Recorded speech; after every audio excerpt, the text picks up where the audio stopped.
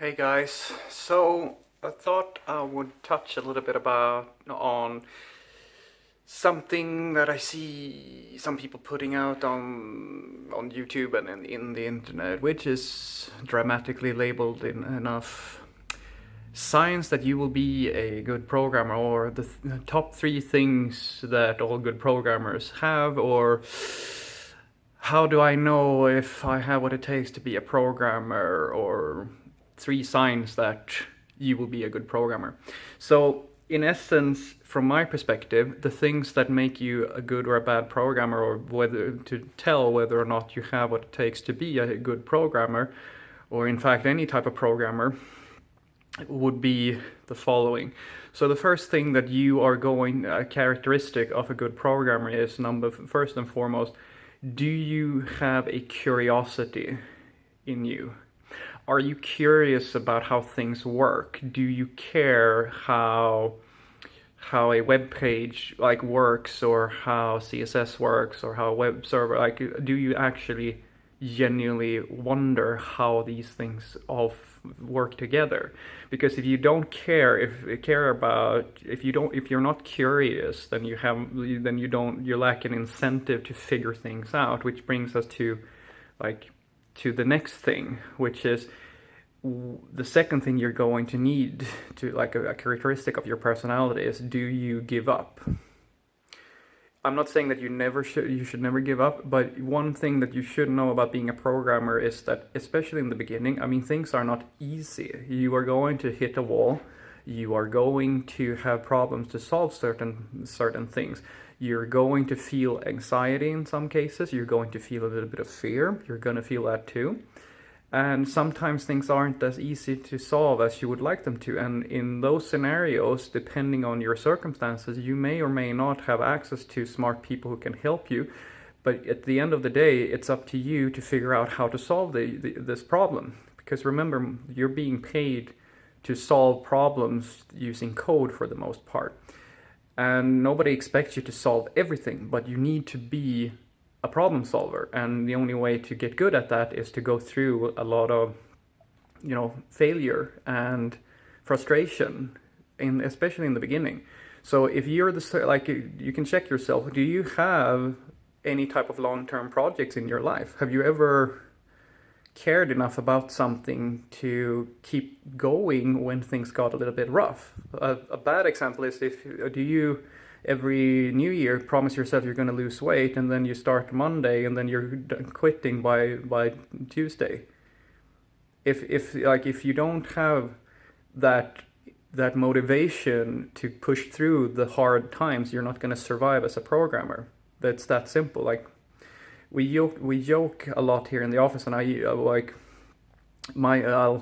end on and I'm not ending, but I'll tell you, like, from my perspective, one really good characteristic of a good programmer.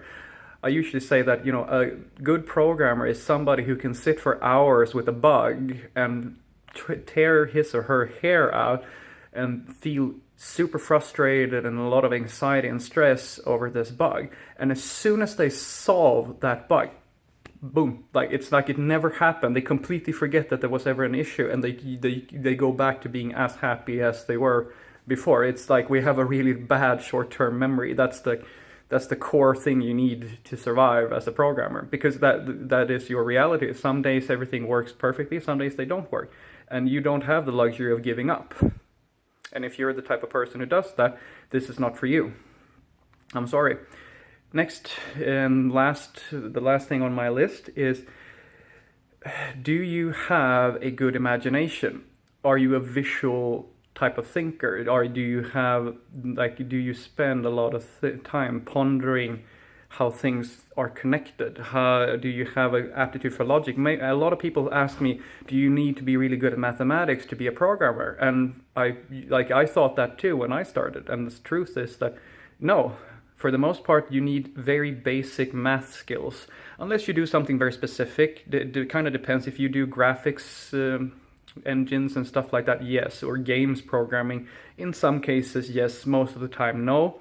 But you'll need more, to know certain things. For most programmers, they don't do a lot of math.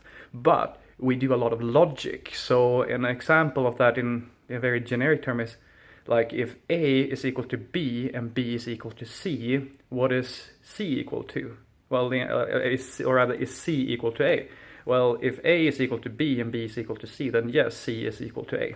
It's the same number. Like, this is a very silly little test, but that's in essence logic. You have to be able to mentally visualize something, because when you're trying to understand a programming concept, because this lives in a non-visual world, especially if you're a server-side developer, you need to have an ability to visualize how a system works in your head, however or in any way you want. I mean, it doesn't have to be mentally, but you have to have a good imagination. You have to be able to mentally picture how something works, so you can comprehend what it is you're working with.